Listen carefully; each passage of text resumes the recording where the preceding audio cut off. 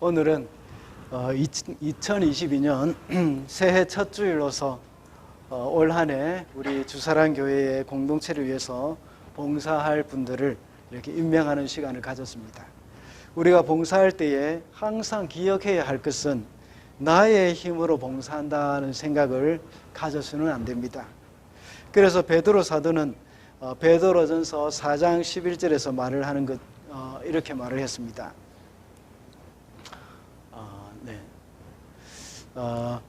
말을 하는 사람은 하나님의 말씀을 전파하는 사람답게 하고 봉사하는 사람은 하나님께서 주시는 힘으로 봉사하는 사람답게 하십시오. 그리하면 하나님이 모든 일에 예수 그리스도로 말미암아 영광을 얻으실 것입니다. 베드로가 이렇게 베드로전서 4장 11절에서 이렇게 말씀하고 있습니다. 이렇게 하기 위해서는 먼저 우리가 은혜를 받아야 합니다. 주님의 은혜가 우리 속에 넘칠 때에 우리는 주어진 일을 잘 감당할 수 있고 또 열매도 역시 많이 맺을 수 있는 것입니다. 그런데 반대로 은혜 받은 사람이 은혜만 받고 또한 봉사를 하지 않으면 또 안 됩니다. 봉사를 해야 합니다. 은혜를 받았으면.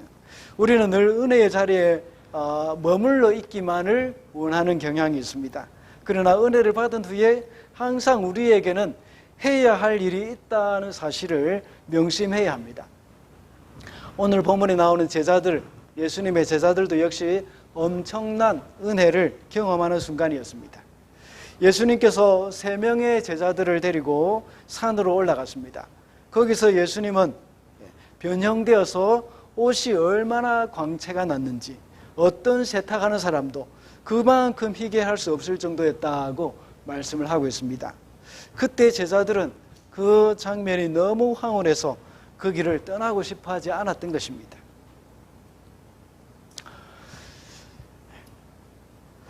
큰 은혜를 체험했기 때문에 그 은혜의 자리를 떠나고 싶어 하지 않았지만 그들이 해야 할 일이 또 있었기 때문에 주님과 함께 산으로 내려가야 했습니다.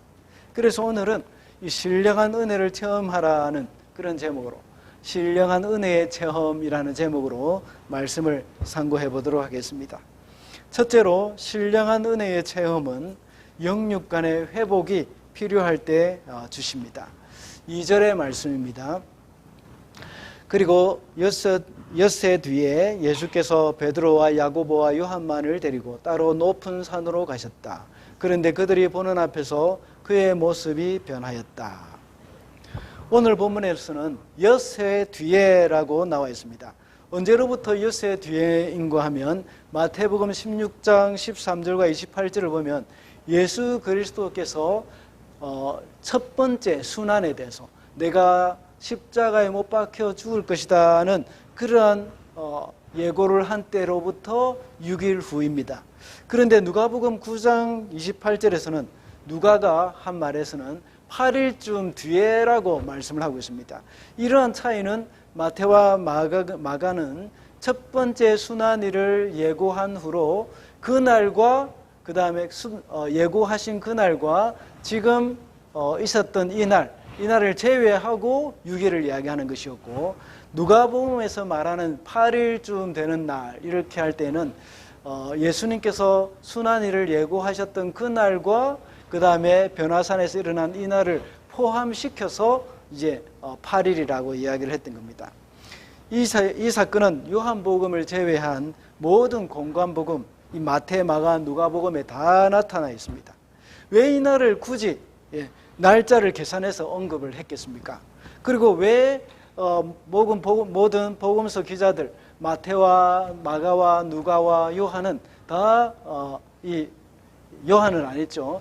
이 세 복음서 기자들이 이 날을 이렇게 중요하게 여기고 기록을 했을까요?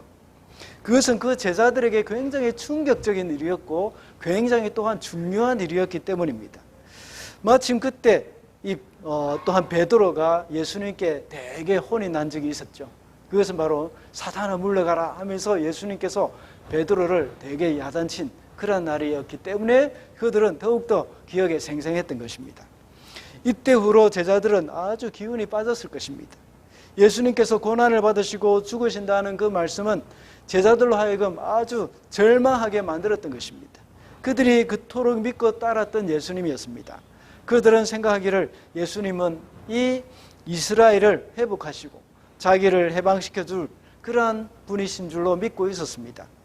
그래서 그들은 앞으로 예수님의 수제자로서 베드로와 야고보, 요한 세 명의 수제자로서 가장 높은 자리에 앉게 될 것이라고 생각을 했을 것입니다. 한 사람은 영의정, 한 사람은 좌의정, 한 사람은 우의정, 이렇게 해서 아주 가장 권력의 최상위의 자리에 앉을 것이라고 생각을 했을 것입니다. 그런데 예수님께서는 앞으로 많은 고난을 받고 장로들과 대제사장과 서기관들에게 이렇게 버림바 되어서 죽임을 당하게 될 것이라고 말씀을 하셨던 겁니다. 그러니까 제자들에게는 기운이 빠지게 되어 있는 것입니다. 여러분 한번 생각해 보십시오. 요즘 한국의 대통령 선거철인데 이 선거대책위원장, 선거대책위원들이 많이 있습니다. 그죠? 자기가 지지하는 그 대통령 후보를 열심히 이렇게 그 후보를 위해서 열심히 홍보하고 선거운동을 하는 가운데서 이제 거의 이 사람의 지지율이 1위고 투표만 하면 당선될 것이 뻔한데 갑자기 선거날 며칠을 앞두고 이 대통령 후보가 나는 대통령 안 되겠습니다. 이렇게 기자회견을 딱 해버렸다고 생각해 보십시오. 어떻게 했습니까? 충격입니다. 그동안 자기들이 희생하고 헌신하고 이 사람을 따라다녔다는 것은 그것은 이제 대통령만 되면 이제 고생 끝이라고 생각했는데 이제 이 사람이 대통령이 안 된다고 생각해 보십시오. 얼마나 낙심이 되겠습니까? 이 사람이 대통령 되면 적어도 장관 자리 하나는 내가 차지할 수 있을 것이라고 생각했을 것입니다. 그런데 이렇게 나는 대통령 안 되겠습니다 하고 말한다면 이 선거대책위원들은 완전히 이 충격에 빠지는 겁니다. 예수님의 제자들도 마찬가지입니다. 예수님은 이 땅에 메시아로 오셔서 로마로부터 이스라엘을 해방시켜 줄 그러한 위대한 메시아로 생각을 하고 있었습니다. 그런데 예수님이 갑자기 나는 십자가에서 고난을 받고 죽을 것이라고 말을 한다면 얼마나 큰 충격이겠습니까? 게다가 제자들은 그들의 삶은 육체적으로도 아주 피곤한 삶이었습니다. 마가복음 6장 31절에 보면 이르시되 너희는 따로 한적한 곳에 가서 잠깐 쉬어라 하시니 이는 오고 가는 사람이 많아 음식 먹일 겨를도 없음이라. 그들은 밥 먹을 시간도 없이 사역을 했던 겁니다. 예수님이 가는 곳곳마다 늘 군중들이 따라다녔고 예수님은 일일이 그들의 병을 고쳐주시고 기도해 주시고 말씀을 전해 주셨습니다. 이런 일은 어느 일시적으로만 이루어진 것이 아니라 항상 매일 그런 일이 반복되어졌다는 겁니다. 심지어 예수님도 얼마나 피곤하셨는지 배를 타고 갈릴리 바다를 건너가실 때 풍랑이 일고 물이 뱃속으로 들어옴에도 불구하고 배 안에서 주무실 정도였습니다. 그뿐만 아니라 오늘 본문과 같은 사건을 기록하고 있는 이 같은 본문을 같은 내용을 기록하고 있는 누가복음 9장에 보면 베드로와 함께 있는 제자들이 깊이 졸다가 온전히 깨어나 주님의 영광과 및 함께 선 두 사람을 보더니라고 말하고 있습니다. 그들이 육신이 피곤해서 깊이 졸았다 하고 말씀하고 있습니다. 그전에는 물론 조금 피곤해도 예수님이 기적을 일으켜 주시고 또 병자들을 고쳐주시는 것을 보면 피곤이 풀렸습니다. 피곤을 잊고 피곤이 와도 금방 참 힘을 얻어서 또 사역을 할 수도 있었습니다. 그런데 엿새 전에 이런 말을 듣고 나니 마음이 불편해지니 얼마나 육신적으로 처지겠습니까? 육신의 피곤은 별로 피곤한 것이 아닙니다. 사실 마음이 피곤한 것이 우리로 하여금 더 힘들게 만드는 것이죠. 또 마음이 지치고 낙심이 되면 회복하기가 정말 쉽지 않습니다. 그 일로 인해서 육체적인 건강까지도 해치게 될 정도입니다. 주님은 이렇게 영육간에 지쳐있는 제자들에게 하늘 영광의 한 부분을 보여주셨습니다. 그렇게 함으로써 하나님은 제자들에게 용기와 소망을 주신 것입니다. 예수님이 앞으로 고난받으시고 죽임을 당할 것이라는 그 말에 불안해할 때에 이런 일을 통해서 예수님은 이제 죽음으로 끝나는 것이 아니라 그 고난은 하늘의 영광으로 이어진다는 그 사실을 알려주시기를 원하는 그런 사건인 것입니다. 우리도 역시 영육간에 지쳐 있을 때에 이러한 신령한 은혜의 체험이 필요합니다. 예수님도 마음이 지쳤을 때에 요단강으로 가신 일이 있습니다. 요한복음 10장 39절과 40절에 보면 그러므로 그들이 다시 예수를 잡으려고 하였으나 예수께서는 그들의 손을 벗어나서 피하셨다. 40절에 보면 예수께서 다시 요단강 건너쪽 요한이 처음에 세례를 주던 곳으로 가서 거기에 머무르셨다. 예수님이 유대인들에게 배척을 받으시고 회복이 필요하실 때에 자기가 세례를 받고 하나님의 음성을 들었던 곳 요단강으로 가셨습니다. 물론 예수님께서 요단강 건너쪽에 가셔서 또 다른 사역을 하실 필요가 있기 때문에 가실 수도 있을 것입니다. 그러나 또 다른 이유는 예수님이 유대인들에 의해서 배척을 당했을 때 예수님의 마음이 참 많이 아팠을 것입니다. 예수님의 공생애가 끝날 무렵에 유대인들이 예수님을 버렸습니다. 그때에 예수님은 십자가에서 하신 기도가 있습니다. 저희를 용서해달라고 기도하면서 자기들이 하는 일이 무슨 일인지 알지 못합니다 하고 그들을 위해서 기도했습니다.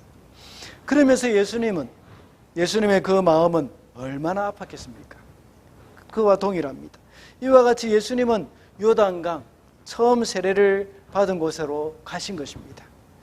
거기서 예수님이 세례를 받으실 때에 들은 하나님의 음성이 있지 않습니까? 예수님이 누구시라는 것이 분명하게 알게 되고 또 확인되는 그런 장소였고 시간이었습니다. 하늘에서 들린 음성은 무엇이었습니까? 하늘이 열리고 성령이 비둘기같이 내려오셔서 예수님께 말씀하셨습니다. 너는 내 사랑하는 아들이요 내 기뻐하는 자라 하고 말씀하셨던 것입니다. 이런 사건들을 통하여서 예수님은 또다시 그 은혜를 회복하고 예수님은 다시 당신께 주어진 그 사명들을 잘 감당할 수 있는 그러한 은혜를 누렸던 것입니다. 마태복음 28장 10절과 26절에 보면 부활하신 예수님께서 제자들에게 갈릴리로 모여라고 하신 그런 이유가 있습니다. 그것이 무엇일까요? 영적인 새로운 쇄신이 필요하기 때문입니다. 제자들이 처음 예수님을 만나고 예수님과 함께 다니던 그곳, 오병이어의 기적이 일어나고 그 병자들의 고침을 받던 그곳, 그리고 예수님의 주옥 같은 말씀이 선포되어졌을 때에 그 말씀을 듣고 힘을 내었던 그곳, 그것이 바로 갈릴리였습니다. 우리가 보통 생각하기에 예루살렘이 예수님이 많이 사역하셨던 곳이라고 생각하겠지만 아닙니다. 예수님의 주 사역 무대는 바로 갈릴리였습니다.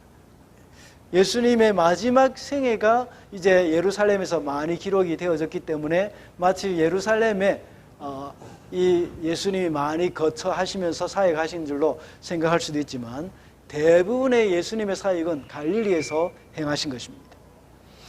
그래서 예수님의 제자들에게 예수님께서는 너희가 갈릴리로 가라.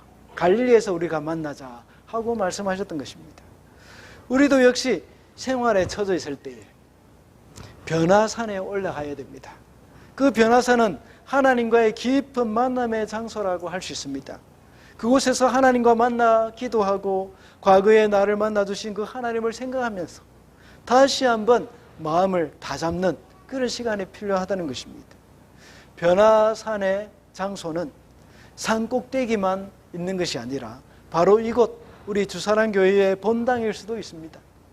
새벽마다 하나님 앞에 나와서 주님과 깊은 대화의 시간을 가질 수도 있는 곳이 바로 그것이 변화산입니다. 그래서 영육간의 쉼을 얻고 용기를 얻게 되는 그것이 바로 저와 여러분의 변화산입니다.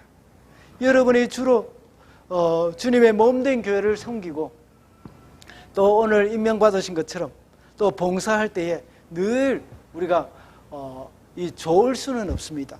그리고 늘 힘이 넘쳐날 수는 없습니다. 때로는 지칠 때도 있을 것이고 낙심되는 일도 있을 것입니다. 담임 목사가 또 잘 알아주지도 않는 그런 그 같은 그런 서운함이 들기도 할 것입니다.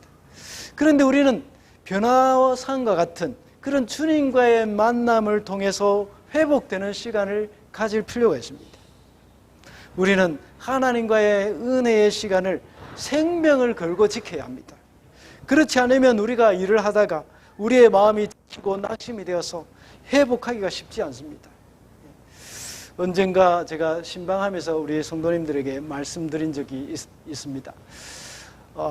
이 한국의 이찬수 목사님, 그분은 새벽마다 보그 요리를 한다고 합니다. 보그 요리.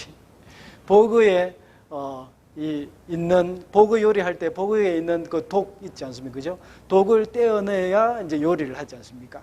그분이 새벽마다 보그 요리를 하는 것은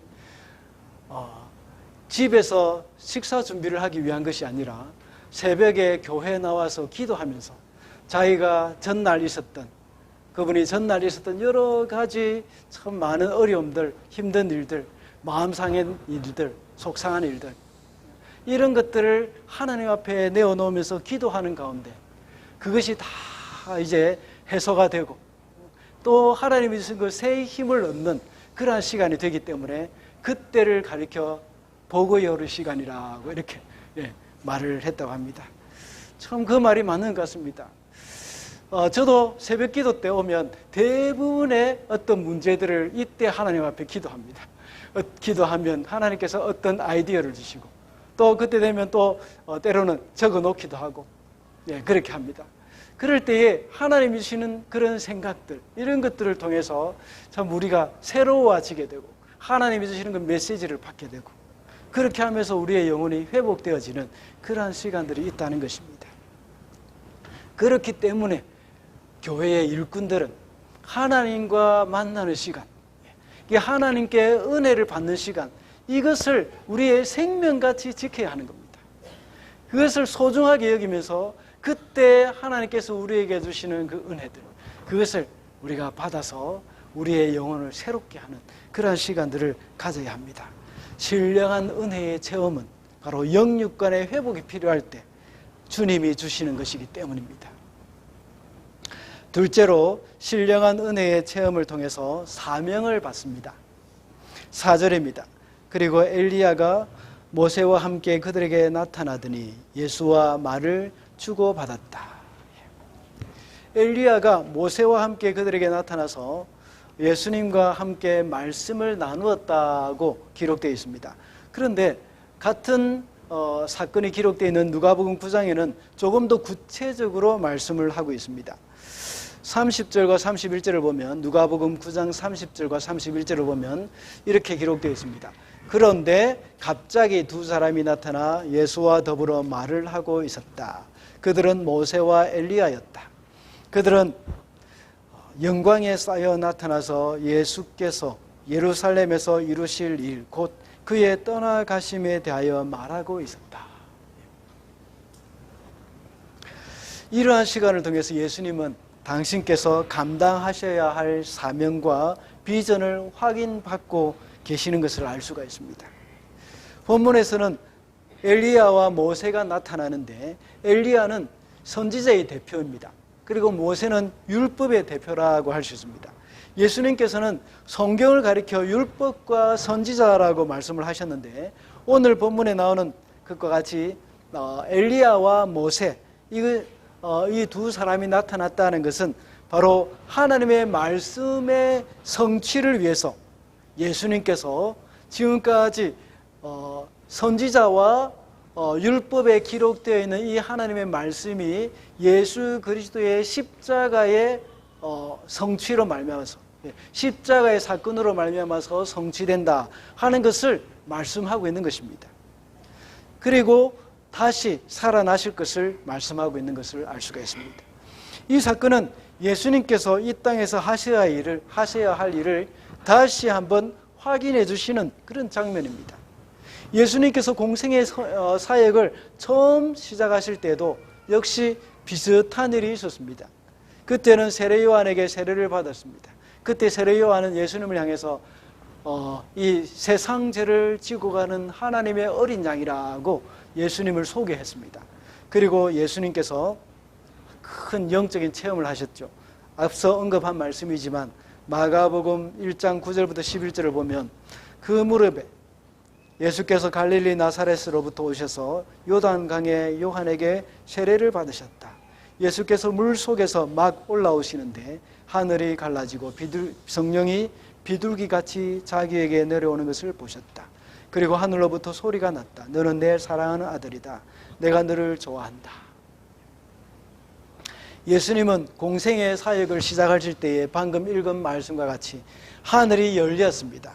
그리고 하늘에서 성령이 비둘기같이 예수님께 내려오셨습니다. 그리고 하늘로부터 소리가 나서 하시는 말씀이 너는 내 사랑하는 아들이고 내가 너를 기뻐한다 하는 그런 메시지를 받았습니다. 이 얼마나 황홀한 은혜의 경험입니까? 그리고 나서 예수님의 공생의 사역이 시작이 되었고 수많은 사람들에게 천국 복음을 증거하며 살았던 것입니다. 이번에 또다시 주님은 십자가에서 죽음과 부활이라는 그 큰 사건을 앞두고 영적인 큰 체험을 하신 것입니다. 그래서 엘리야와 모세가 함께 나타나서 앞으로 예수님께서 십자가에 못 박혀 죽으시고 다시 살아나실 때에 대해서 말씀을 하신 것입니다. 우리도 역시 하나님의 큰 은혜와 영적으로 잊을 수 없는 그 체험을 하게 될 때에 그때에 우리는 하나님으로부터 사명을 받게 되고 꿈과 비전을 받게 됩니다. 구약의 대부분의 선지자들은 이런 경험을 통해서 하나님의 사명을 감당하게 되어졌습니다. 우리가 잘 아는 이사야와 같은 사람은 이사야서 6장에 보면 성전에서 하나님과의 깊은 만남이 있었습니다. 그리고 천사들이 제단에서 핀숯을 가져와서 이 이사야의 입술을 깨끗게 해주었습니다. 그러면서 누가 나를 위해서 갈고 우리가 누구를 보낼고 하고 말할 때에 이사야는 제가 여기 있습니다. 저를 보내주십시오 하고 이 손을 들고 자원했던 것입니다. 요즘 우리가 새벽마다 묵상하고 있는 에스겔서도 역시 보면 에스겔 1장을 읽어보면 에스겔이 그발 강가 사로잡힌 자들 중에 있을 때에 하늘이 열리고 하나님의 말씀이 에스겔에게 특별히 임하였다. 여호와의 말씀이 제사장 부시의 아들 나 에스겔에게 특별히 임하고 하고 말씀하고 있습니다. 그러면서 1장 전체가 다 하나님의 환상이 에스겔에게 보여지는 그러한 일들이 일어났던 것입니다. 그리고 나서 에스겔은 마침내 선지자로서의 사명을 가지고 사로잡혀갔던 그 이스라엘 사람들에게 말씀을 전하는 그 사명을 가지게 되어졌던 겁니다. 오늘 2022년 한 해 동안 봉사하는 분들과 재직들을 우리가 임명했습니다. 여러분이 그리스도의 피로 값주고 사신 그 교회를 위해서 봉사하실 때는 은혜를 받으셔야 합니다. 아직 은혜를 경험하지 못한 분들은 하나님께 기도하셔야 됩니다. 나의 힘으로는 아무것도 할 수 없다고 우리가 주님 앞에 고백해야 합니다. 그리고 하나님의 은혜를 부어달라고 기도해야 합니다. 그래서 하나님으로부터 오는 신령한 은혜를 체험하면서 주님으로부터 받은 사랑과 그 주님으로부터 받은 그 비전을 따라서 살아가야 할 것입니다. 아직도 주님 앞에서 꿈과 비전을 발견하지 못한 사람들, 그 사람들도 역시 은혜를 받아야 합니다. 하나님을 만나게 될 때 하나님이 우리에게 주시는 꿈과 비전, 그것을 발견하게 되는 것입니다. 하나님이 나를 위해서 어떻게 사용하실지, 나를 어떻게 인도하실지, 그것은 바로 하나님과의 만남을 통해서 우리는 그것을 발견하게 되고 알게 되어지는 것입니다. 그래서 신령한 은혜를 체험할 때에 주님으로부터 받는 사랑과 그 비전을 따라 살아가게 되는 그런 저와 여러분이 되시기를 바랍니다. 마지막으로 신령한 은혜의 체험을 마음에 새기고 세상으로 나가야 합니다. 5절과 7절입니다. 그래서 베드로가 예수께 말하였다. 랍비님, 우리가 여기 있는 것이 좋겠습니다. 우리가 초막셋을 지어서 하나에는 랍비님을, 하나에는 모세를, 하나에는 엘리야를 모시겠습니다. 그런데 구름이 일어나서 그들을 뒤덮었다. 그리고 구름 속에서 소리가 났다. 이는 내 사랑하는 아들이다. 너희는 그의 말을 들어라. 베드로는 그 영적인 체험이 너무 좋아서 그 상태를 계속해서 유지하려고 했습니다. 그래서 예수님께 말씀드리기를 랍비여, 여기 있는 것이 좋사오니 우리가 초막셋을 짓되 하나는 주를 위하여, 하나는 모세를 위하여, 하나는 엘리야를 위하여 짓겠습니다 라고 했습니다. 그러나 베드로는 그것이 너무 황홀하고 두려워서 자신이 무슨 말을 하는지 알지 못했다고 기록하고 있습니다. 그러자 구름이 와서 그들을 덮으면서 구름 속에서 들려오는 말이 이는 내 사랑하는 아들이니 너희는 그의 말을 들으라 하고 말씀하십니다. 이 사실을 후일에 베드로는 생생하게 기억하면서 베드로후서를 기록하면서 말했습니다. 베드로후서 1장 17절과 18절을 보면 이렇게 기록되어 있습니다. 더없이 영광스러운 분께서 그에게 말씀하시기를 이는 내 사랑하는 아들이요 내가 좋아하는 아들이다 하실 때에 그는 하나님 아버지께로부터 존귀와 영광을 받았습니다. 우리가 그 거룩한 산에서 그분과 함께 있을 때에 우리는 그 말소리가 하늘로부터 들려오는 것을 들었습니다. 그때 당시 제자들은 그 은혜의 자리에 계속해서 거하고 싶었지만 주님이 원하시는 것은 그것이 아니었습니다. 주님이 원하시는 것은 그들이 은혜를 받고 다시 산 밑으로 내려가는 것이었습니다.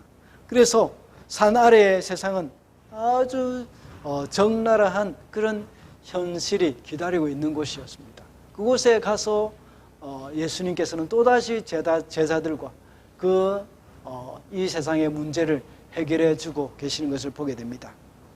산 위에서 내려왔을 때에는 어떤 일이 일어나고 있었습니까? 오늘 본문 그 다음 절부터 잘 나와 있습니다. 많은 사람들이 몰려 있었고 어떤 아이가 귀신에 들려서 괴로워하고 있었습니다.